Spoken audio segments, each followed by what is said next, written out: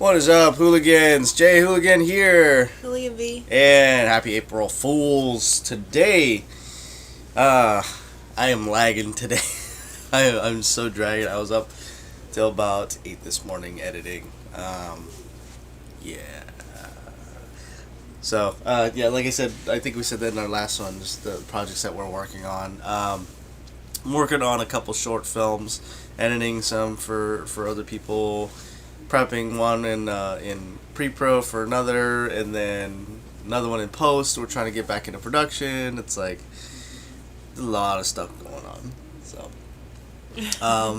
if you like our videos, again, you can get one of our RPG IRL shirts before we start at thewanderingkiltsman.com/shop. We can also support us at patreon.com/hidehooliganfilms. So, what's today's topic? Was it blurring? Blurring the lines between fiction and reality. We're going to try to be all in the up and up on here as best as I can. But yes, I know we've been mentioning this here and there, all over the place, really. We mentioned it yesterday. Yeah, yesterday. I'm still on yesterday's time. I It's swear. been a long day. Like I said, yeah, it's I'm literally still I'm still on We mentioned yesterday's it time. Tuesday, because yesterday was Tuesday to me still. April Fool's.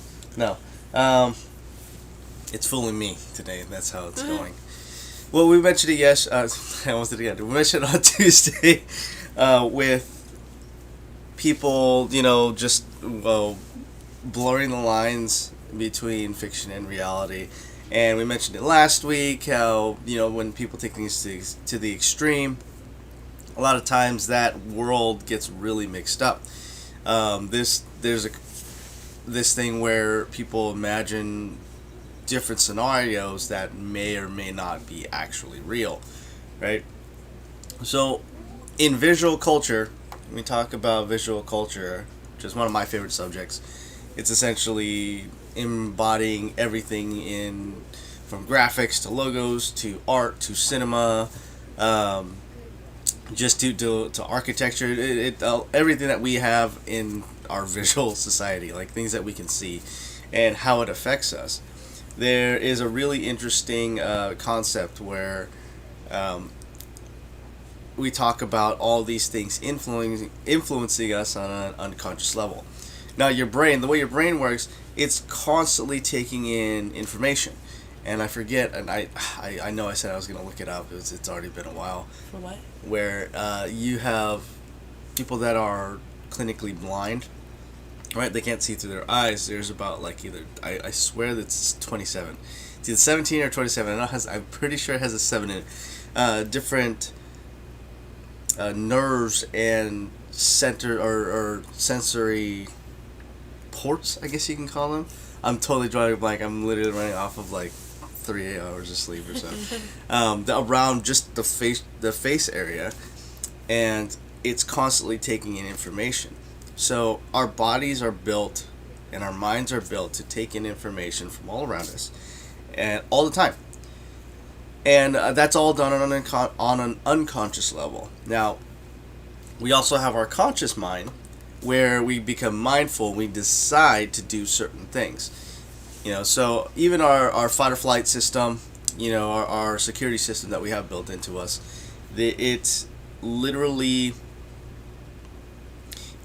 built to interpret all these signals from all from our body, from our environment, from the energy that's around us.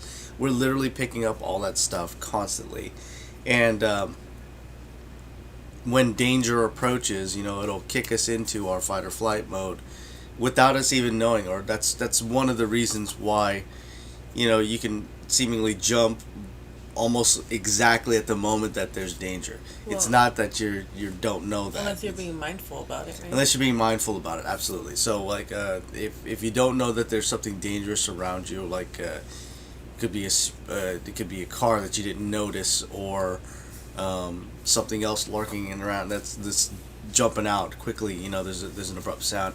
Your body's built to react and kick you into that. Kick your adrenaline even before, starting to prep that before, based off of the information that you have. So, circling back to visual culture. All right, so the concept that we study, and I don't think there's a name for it yet, but it's essentially where you're having all what's around you, visually around you, influencing you on an unconscious level, right? So what that means is like if you're think about driving down the highway. How many advertisements do you see? How many logos do you see? Many. Billboards and flat now they have digital ones, right? That change. Oh yeah, yeah. So when you're driving and we're riding along on the freeway, like you're crossing maybe hundreds, possibly thousands. Actually probably more like thousands. Not just like your street signs, but yeah, like advertisements, your billboards, your company logos. Little those little air blow up dolls and just that's not a blow up doll. Those people with so it's called the advertisements.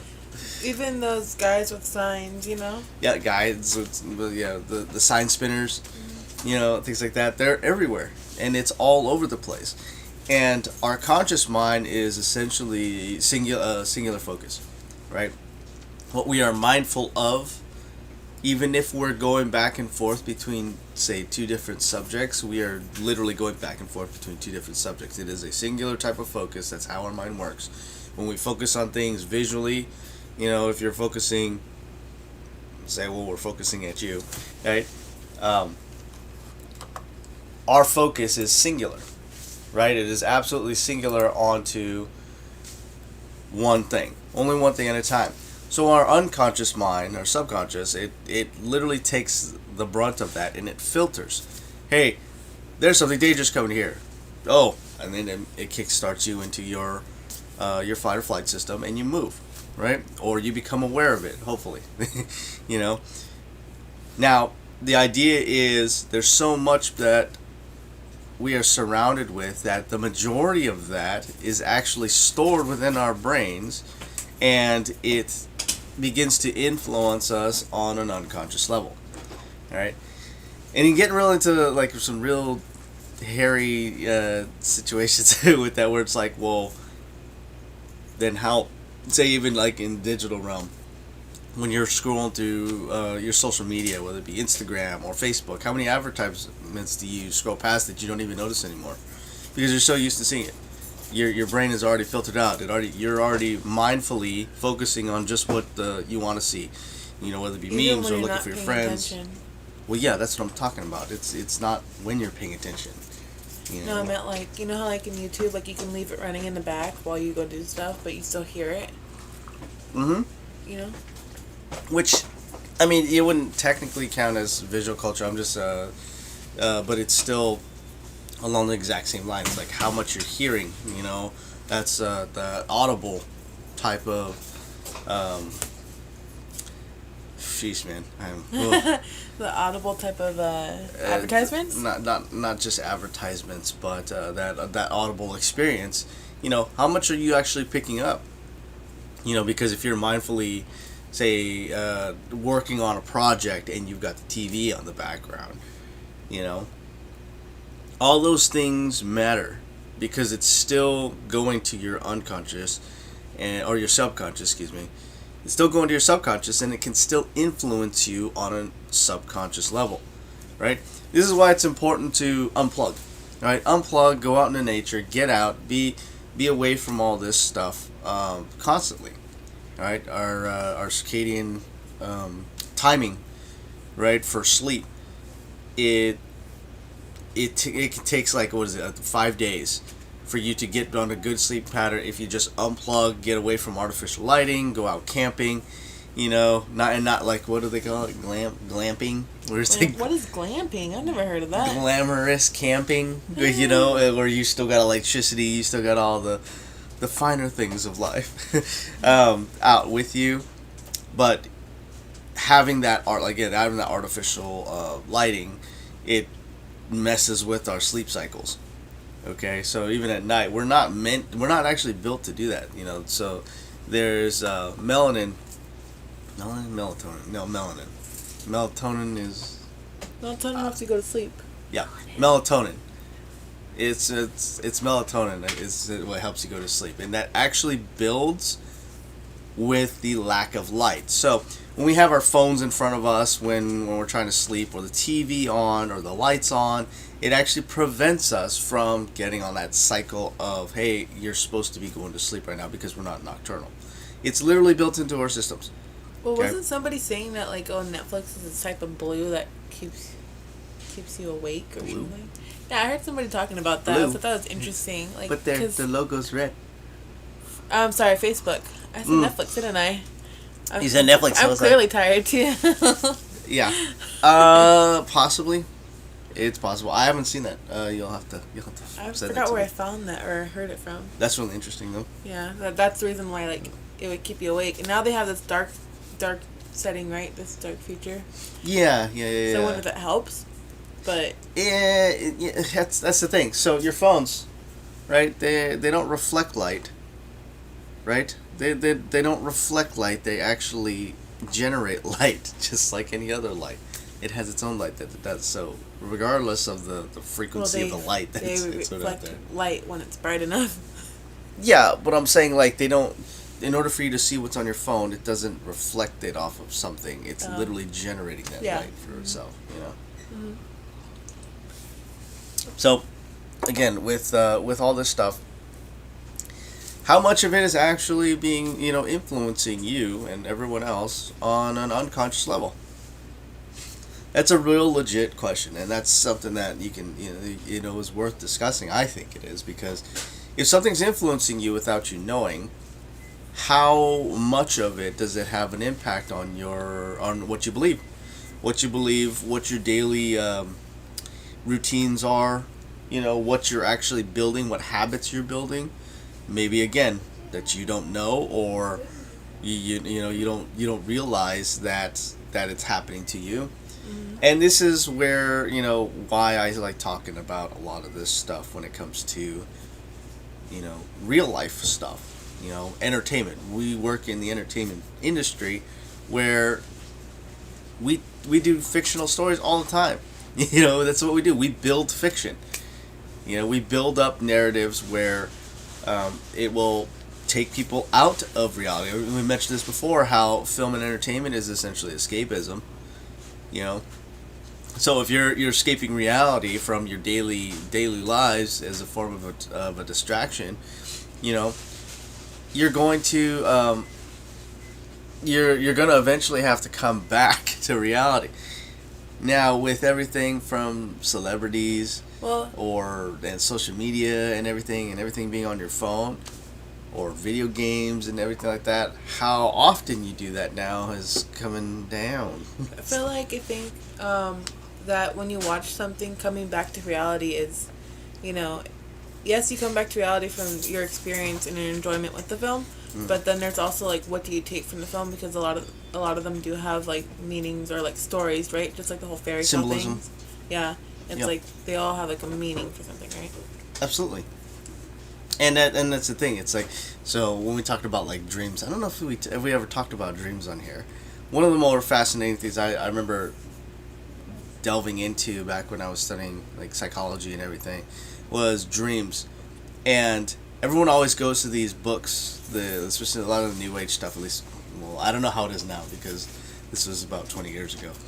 And everyone used to go to the books of like, what does this mean in my dream? What does it mean? What does it mean? And here's a whole book of, if you see this, it means this, right? And if you dream books, I used to go and look at them online. Yeah, and that's so. I mean, it's Or still try a to find thing books. where people go like, oh, it represents that. Oh, that's the symbol of what it means when I see this in my dream. If I see a snake, it could mean Right, but wouldn't it be different for different people? Okay, so that was my point. Yeah, Oh, so it's like, actually getting to the psychology of it. It really matters. It matters less of what you actually see in your dream versus what your association with that is. Now, of course, you can have crazy dreams out there of like things that don't make any sense whatsoever, and you're like, there's no way that connects. But it's literally your unconscious working out everything of the day and all the information that it has, and it blends together because it's think about how much is around you and who you're around, what you're around, what's playing in the background, what's on the forefront of your mind, but and again, how much is actually influencing you that you don't know about. Now melding that all together to try to level you out during your sleep cycles, during your REM cycle, right? You know what's interesting? Is that I heard that people that you dream about in your dreams that you don't know, or that you see just somebody there, right? So it's somebody that said that it's people that you pass throughout the day. Possibly. You know, that could possibly be them. Like people that you don't know. Yeah, it could possibly be that. You see somebody in your dream who you don't know, but you dreamt about them or whatever. Like stranger. Yeah. It's interesting. Yeah, it's really, really so interesting. it goes back to like the whole subconscious thing, right? Like if you saw an ad, you know, and you didn't pay much attention to it, but you did see it, you know? Or what if you've dreamt about somebody whose face was blurry? Maybe you heard a voice. Oh, yeah. That's a possibility. Maybe you heard a voice from an advertisement. God, and is then, that you? Oh. Yeah, but like maybe you associated it with, you know, characteristics of somebody that you knew, but it wasn't necessarily that person because, well, it's not that person, you know. So your mind could have built up, your imagination could have built that up. So again, like kind of going back to that whole idea of influencing people or influencing you as an audience member on an unconscious level, you know, what do you take from him, you know? And this is again why I advocate a lot for meditation, taking time for yourself, you know, just unplugging so you can really understand these sides of it, because the more time you take it, especially if you're getting like 3 hours of sleep, it's when my mind is all like jumbled and everything. That's actually been the past 2 days that I've been doing that. It's not good. I'm very tired, guys. I'm 2 up. Yeah. Yeah. I enjoy my 5 hours of sleep. It's actually very luxurious. Yeah. But yeah, all those things, they come into play for that. I forget what I was trying to say. I got distracted by sleep. I got distracted. Like, I was like, oh, sleepy time. Yeah. Anyway, essentially, like, again, all those things are oh, I know what I was talking about. When you take time mindfully, right, your unconscious mind is filtering it throughout the day, constantly, right? When you go to bed and you hit your REM cycle, it's literally helping to ease some of that stress and forcefully throw you into a healing mode, right, to deal with that, right? But most of your day, you know, that you're going out is through your conscious mind. If you're not napping or just, you know, releasing, you're literally making decisions on following certain steps or doing your daily routines or doing your daily habits and things like that. And what?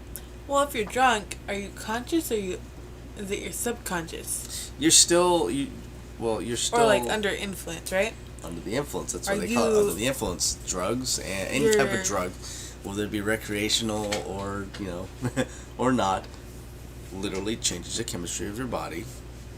There you go, Ken. Yeah. Your body is still, for the most part, working, right? It's still working. It's still awake, right? Your body's awake. Right? For the most part? Yeah. For the most part, till you black out. Yeah. Anyways, but that's another form of escapism, right? When people do a lot of drugs all the time, you know, or drinking. I count cigarettes or nicotine and alcohol as drugs as well, because they are. Especially recreational stuff. A lot of times it's another form of escapism, and it's literally creating a feeling. You know, those things literally create feelings in your body that take you out of what may seem like reality. Now, I kind of run that along the same line as, say, you know, mainstream media, right, or social media. If you don't unplug from that and come back to reality, your basis in reality actually begins to blur. Okay? And some people, same thing. It's the exact same thing. Like I said, this device right here, right? It has allowed us to stay within the dream, right? It's essentially like, was it the blue pill? You wake up, you know, but you're essentially still in the dream. you're literally letting all these things, take over your life. If you put your conscious mind to task on that. That's why, again, like I said, taking that time, that's where I'm going with all this, is actually taking the time for yourself. You're now taking more time consciously to go, okay, just turn everything off. Taking that time. That's why it's important to take your lunches. Continuation taking your from breaks. last session. Kind of, yeah. Right? Taking that time with your friends and family and just enjoying that. Unplugging and... Did I say that last Tuesday or did I say it last Thursday? This Tuesday. This past Tuesday? Yeah, last Tuesday, last week, or this week. Jeez. This week. This week's Tuesday, or did I thought I swear I said that last Thursday, but I could be wrong.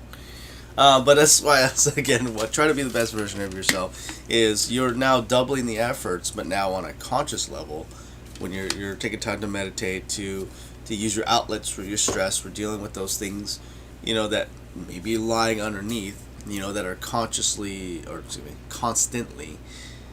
bombarding you and pulling you away from maybe having the life that you want to have, maybe holding you back on certain things. Back to tripping over the carpet again. Sweep it under the rug. When you sweep it under the rug and you're tripping over the carpet constantly, right? You don't understand why.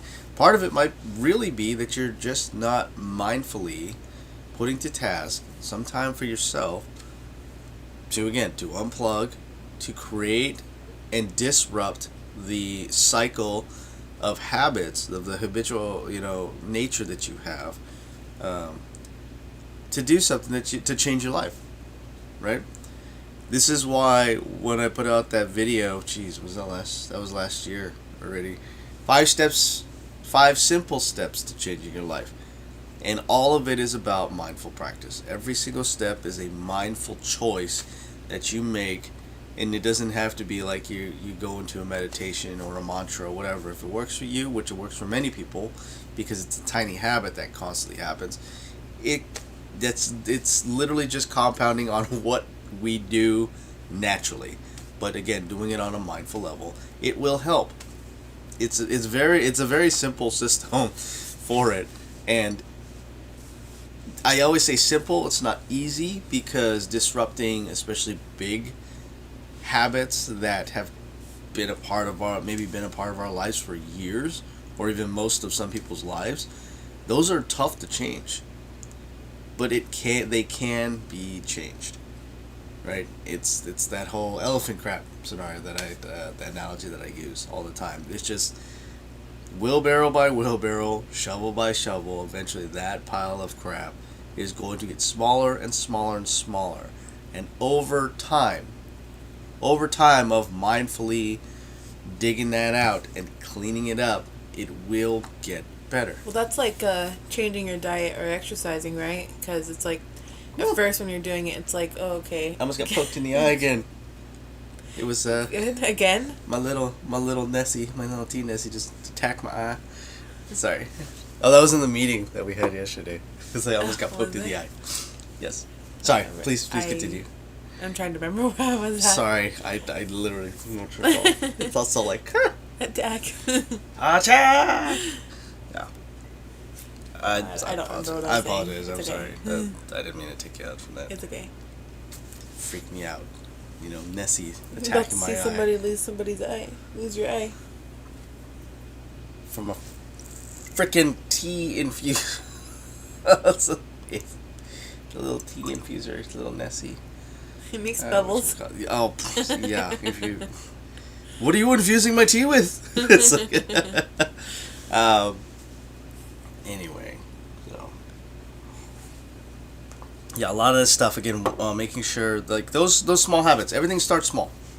The idea that we can be infallible, or that we are infallible, and then we can pick and choose, like this is why the get rich quick schemes work really well. We want that immediate result, because we don't want to take the time. We got so many things that we want to do in our lives,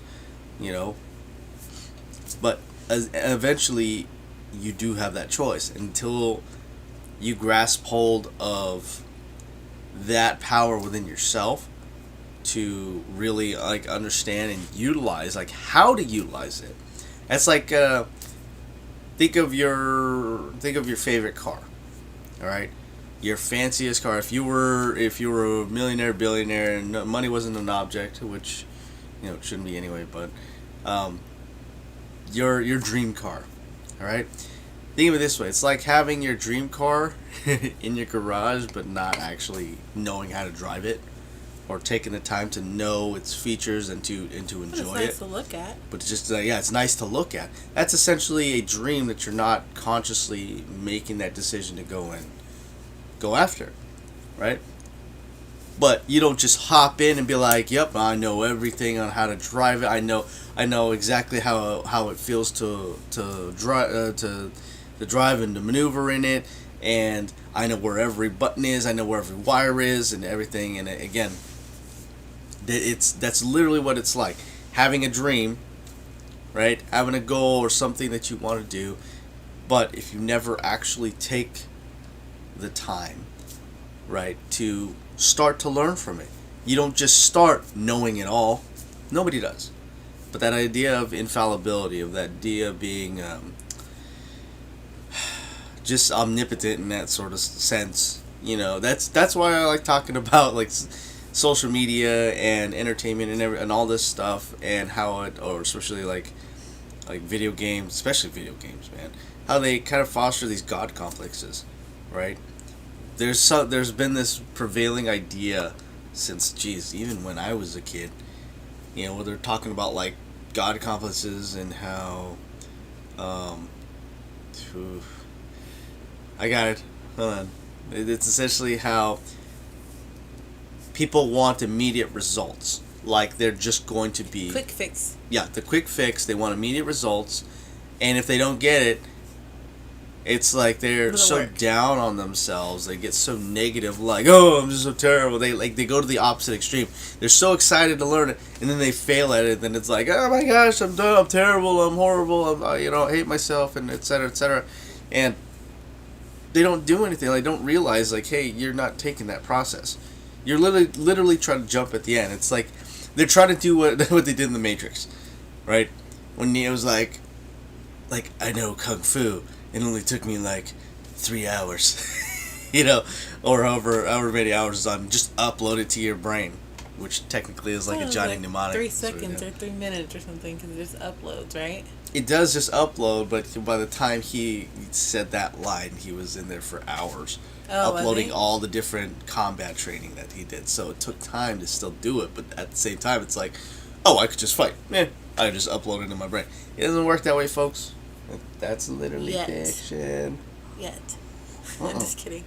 That's The only way it would work like that is if we were literal machines. AIs.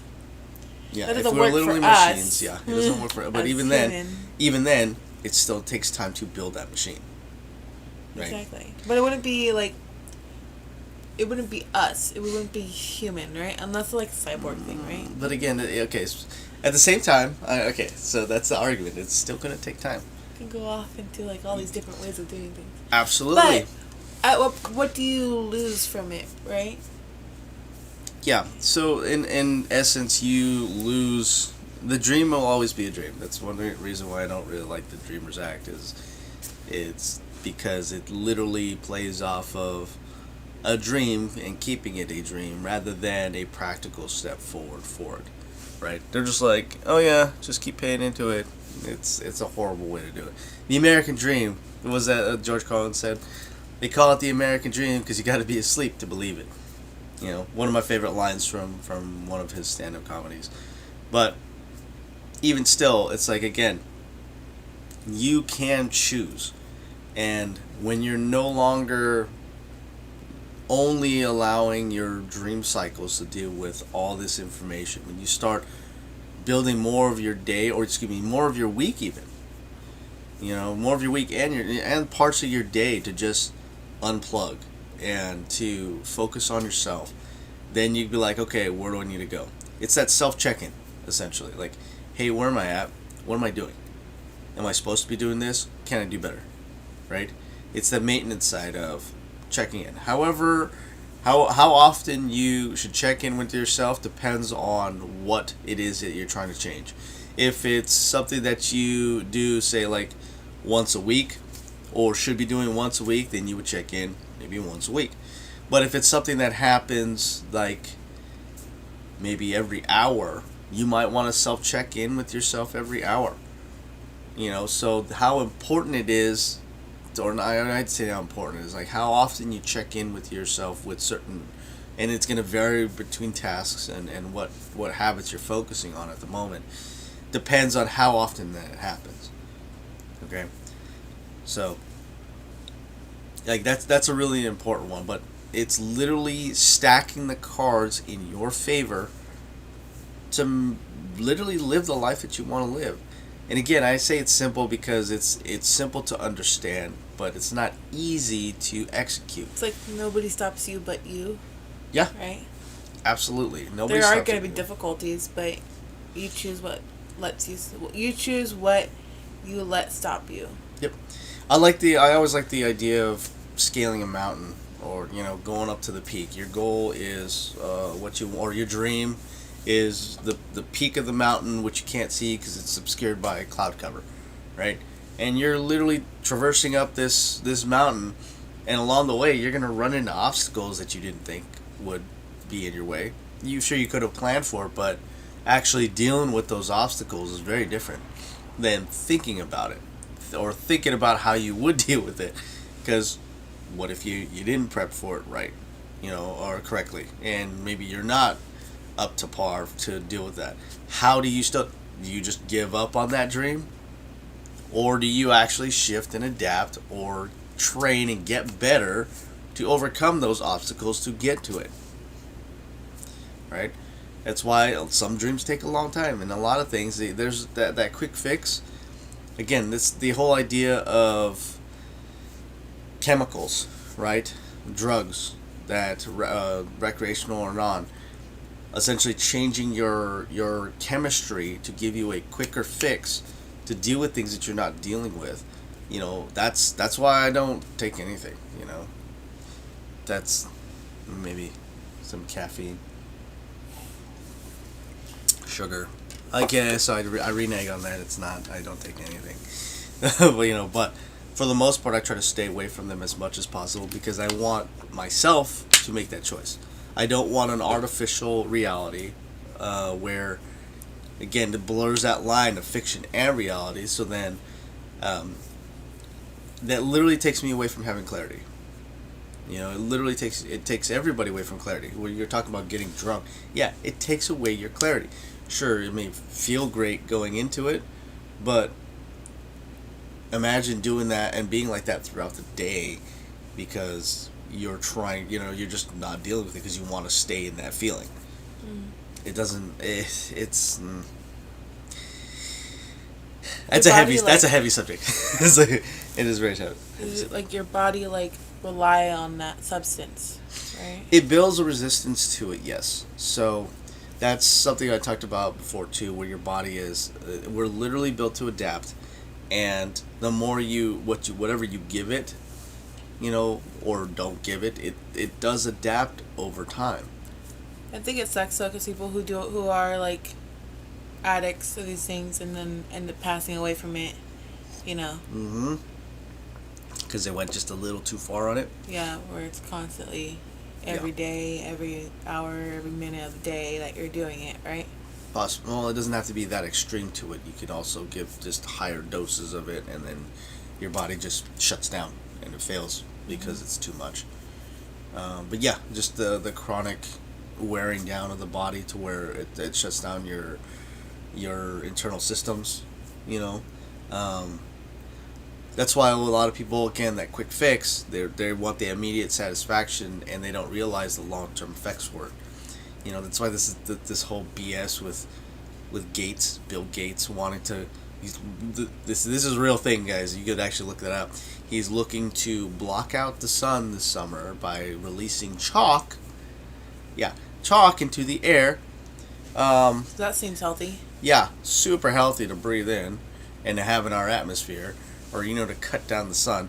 The sun is healthy for us. It's a source of vitamin D. I know. To counteract the effects of climate change, I'm like, no, you're not. You're literally trying to control climate and control nature. You're literally trying to play God, and you can go off yourself. F yourself is what I was going to say, not off You yourself. go stick Google where the sun don't shine, Yeah. which apparently will be everywhere when he does that. Or, yeah. It's it's not Google, it's Microsoft. But it's, Oh. yeah. I get those two confused all But the that's time. literally what he's trying to. Literally, it was a thing that he talked about in January, and now he's literally doing it and putting his money where his mouth is to try to counteract climate change. Like, you guys got to be open to extreme behaviors. I'm like, hey, remember that time in the Matrix? Because apparently we've been a lot in the Matrix. Talking a lot about the Matrix. Where Morpheus was like, oh yeah, it was us who blocked out the sun, and then they had to move all of humanity, underground for some reason. It's so crazy. It's crazy. It's like the long-term effects, dude. Immediate satisfaction of dealing with that stuff. Like, you gotta be kidding me. That's why people have problems with the vaccine. Even barring people that just flat out can't get it. And I'm not talking about availability. I'm talking about, like, they have allergies to it. I'm like, oh no, you guys are accepting. You're fine. But if they're fine, then that's a whole other subject. My thing is, I think they're saying it's fine for a lot of people without actually being aware of what that person is allergic to or what that person's body can, Yep. handle. And Yep. I'm just because they want to say yes, they want everybody to get vaccinated. Yeah. And then you have those rare cases where people are dying from it, right? Yeah. Or getting really sick from it. Yep, because they have not taken the amount of time. That's why a lot of the vaccines that people get now, or before all this stuff went down, they've been tested for many years, right? And they have shown, like, the success rate. You can see the risks out there. They know what the risks and what the long-term effects are because they say that, or maybe they don't, or they're still studying it, but they've still had at least many years to go and delve into the numbers to see if it's an actual thing or not, right? So trying to speed through all this stuff, it's like, anyways. What is it? You can have it, like, fast and good, but it's not going to be cheap. Oh, that's the area of it's like 3 different criteria that you can choose from. You're either gonna get it. You can choose between having it fast, good, or cheap, and you can only pick 2 out of the 3. It's always gonna be like that. If it's fast and good, it's not gonna be cheap. If it's cheap and good, it's definitely not going to be fast. So there's always going to be some sort of sacrifice on that level when you're going to it. But again, just kind of rolling back to just what our topic is, blurring the lines between fiction and reality. We talk a lot about this stuff because, again, like I said, that immediate satisfaction, that's fiction. That's why so many people go out there and get, even before all the bars shut down and everything, and why there's so much, so many depressed people. There's suicides that are on the rise. All these things like that because they haven't dealt with these things. They've lost what their immediate release was using chemical, this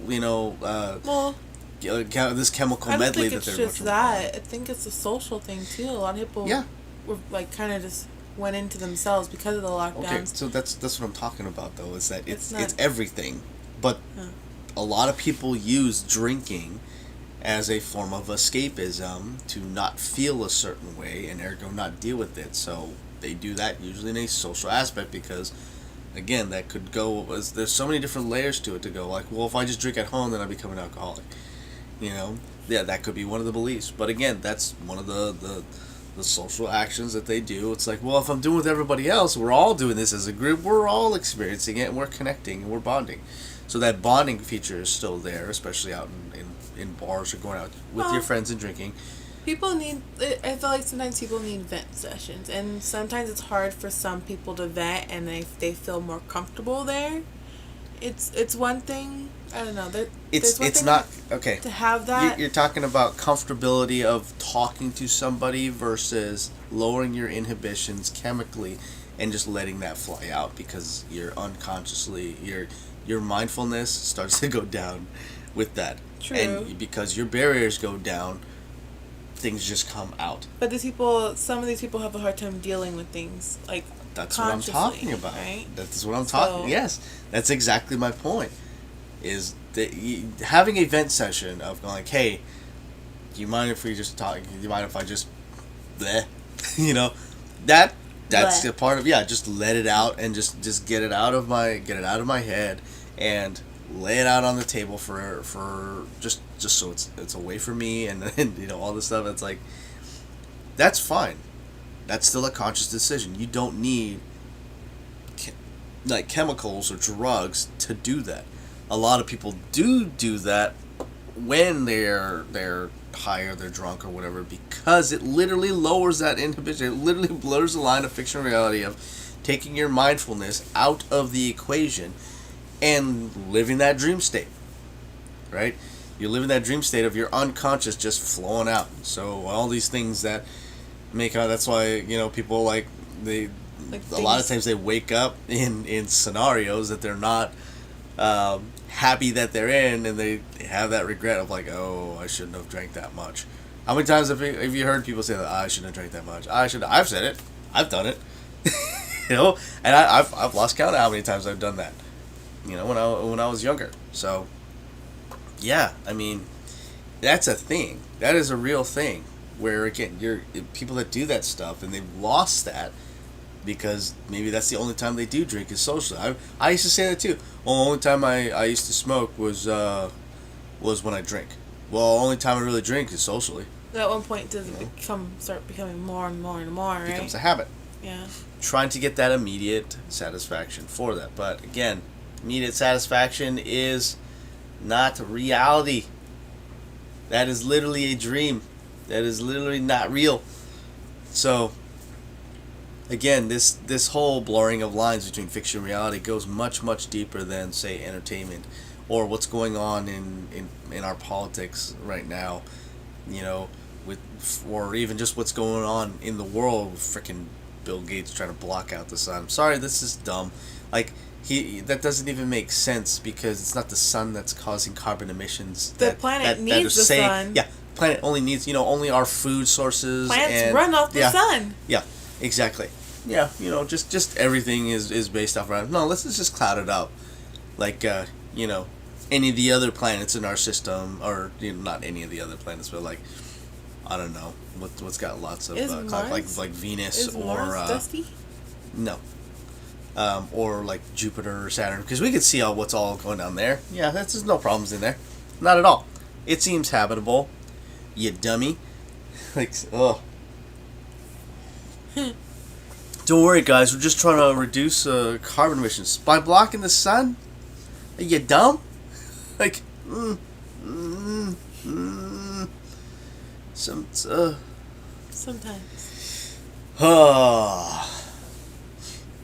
But yeah, that whole deal, and I think that's my biggest qualm with it. Why I like talking about it now again. I keep going back to that, but it's real because it's not just politicians. It's not just big tech. It has propagated throughout our entire society.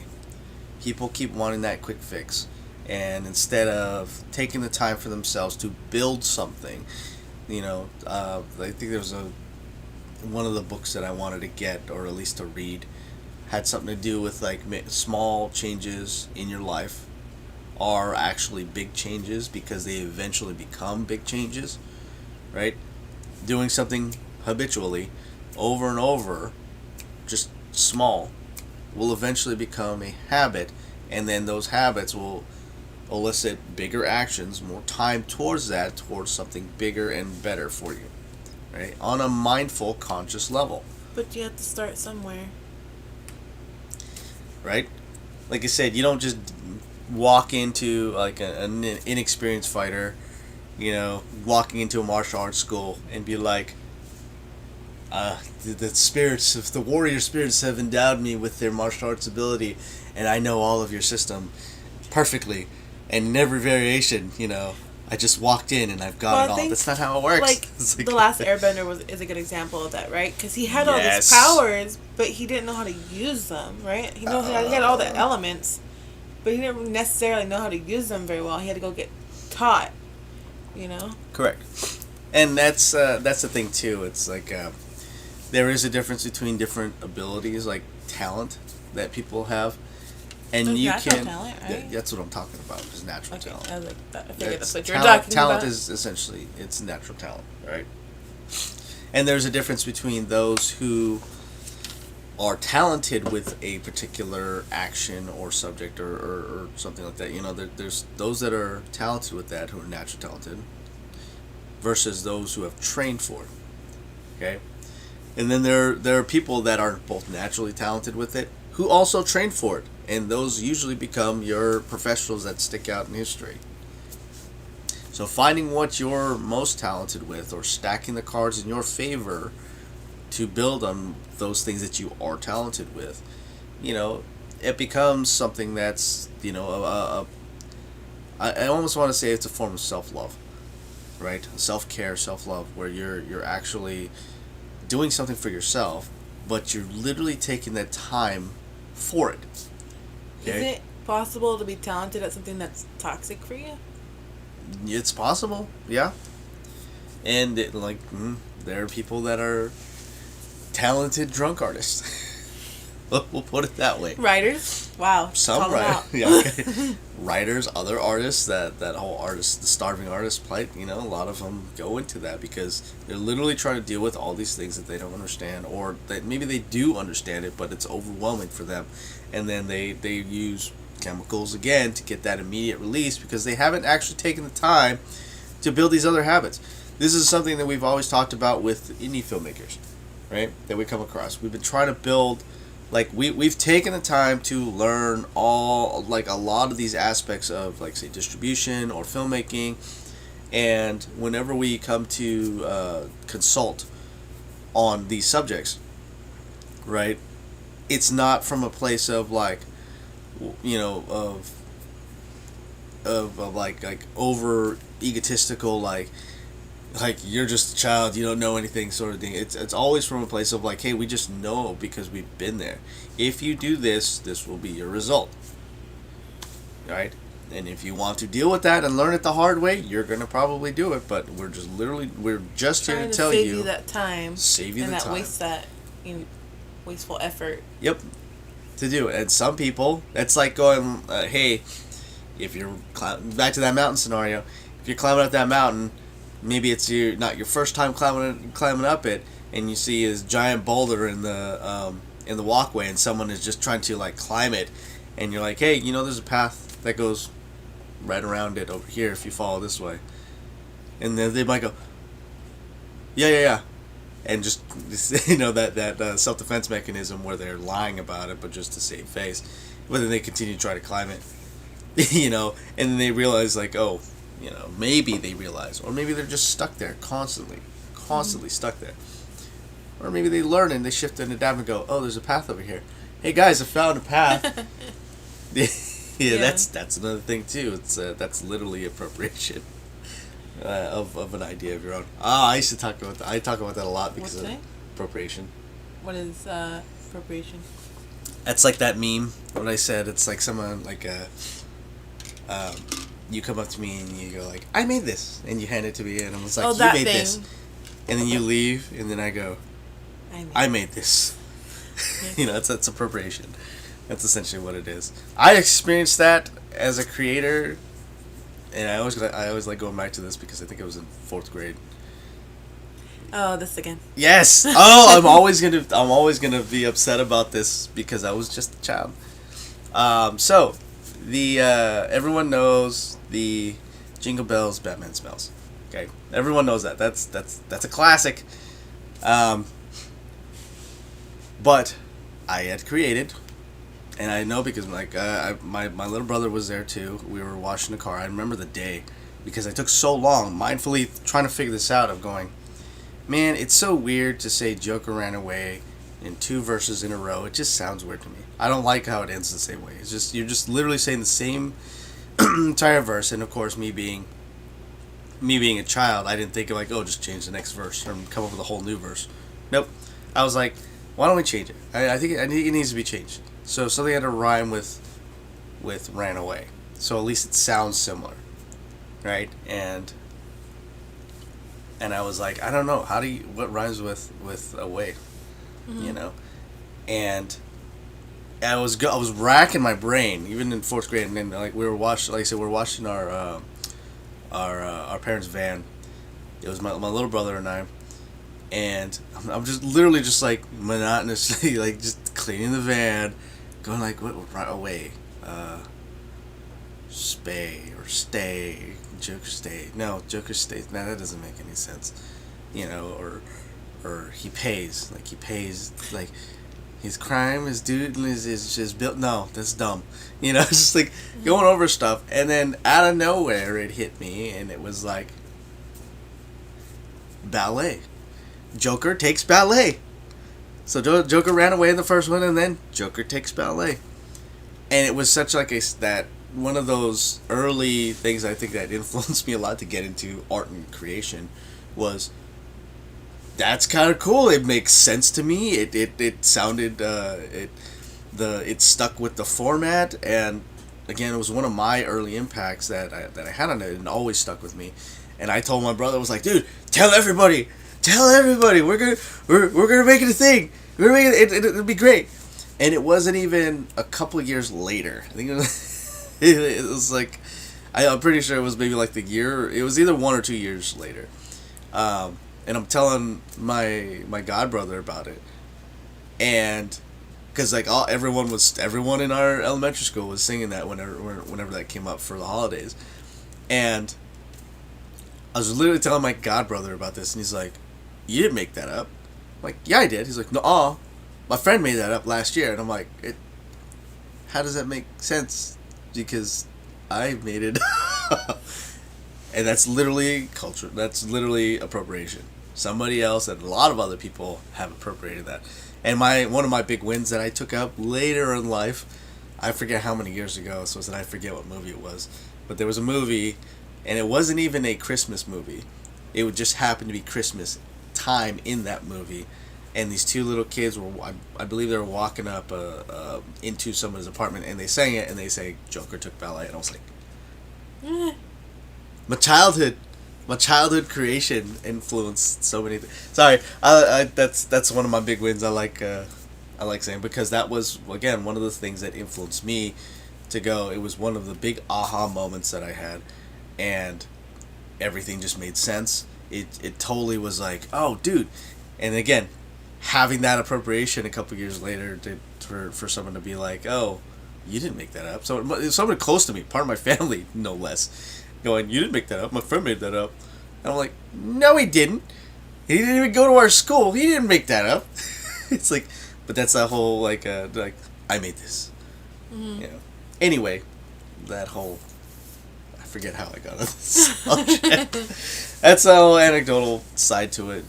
But appropriating ideas for your own. Yeah. Of like, oh, that's what it was. We got onto walking up the path. Oh, I made this.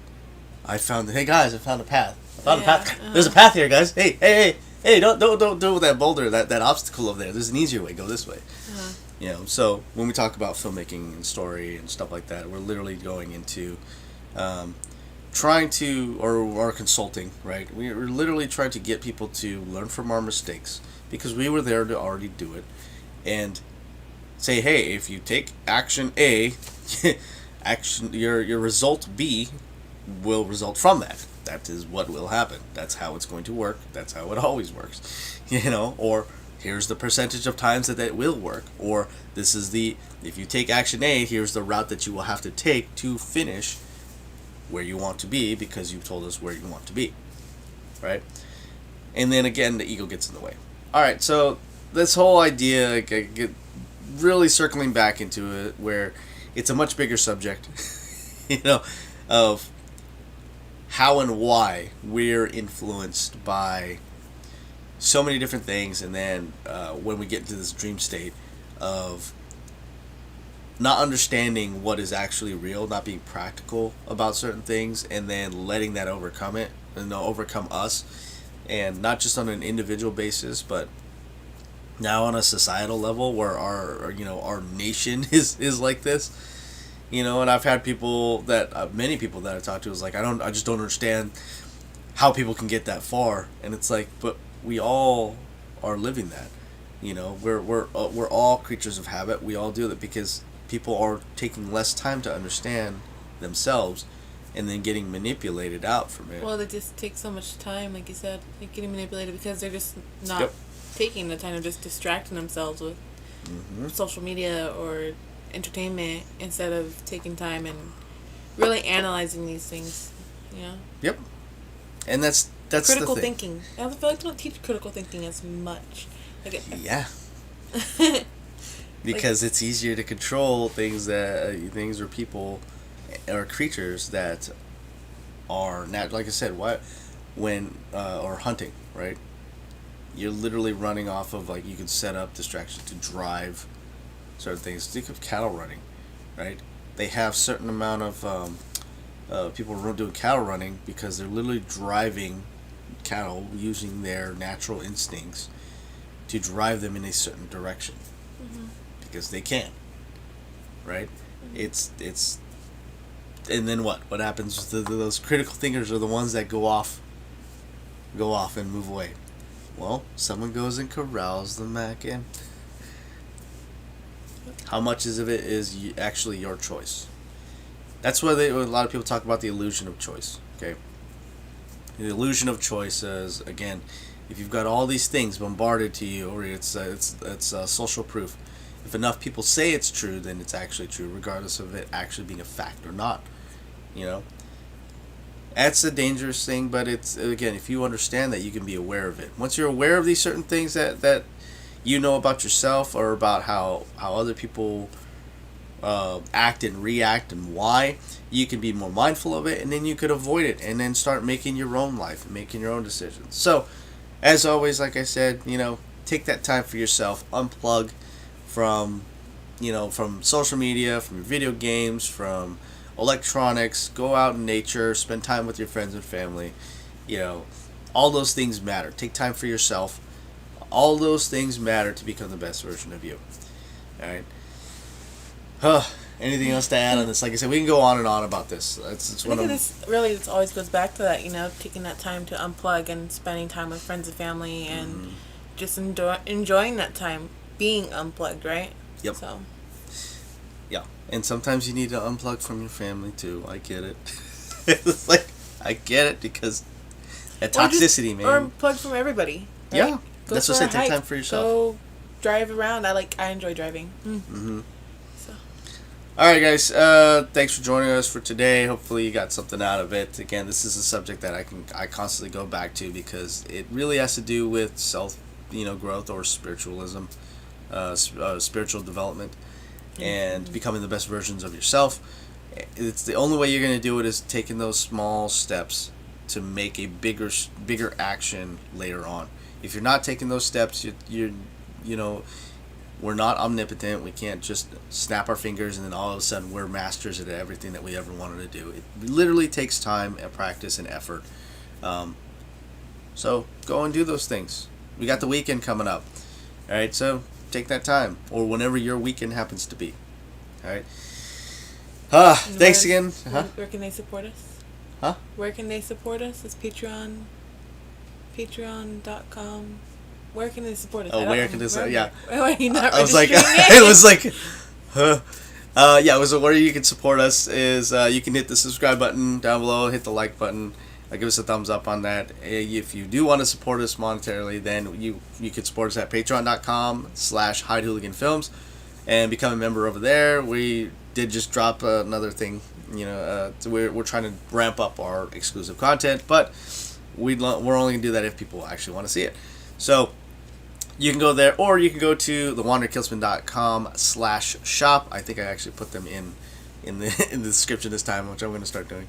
You can get one of our RPG IRL shirts. Like I said, my high school mascot was a pirate, so this one always, it's mine, and it's also the right colors for it too. So, again, yeah. Thank you guys for joining us. Thanks for joining, guys. I'm gonna go relax and get some sleep. Maybe, I don't know. All right, have a great one, guys. Bye.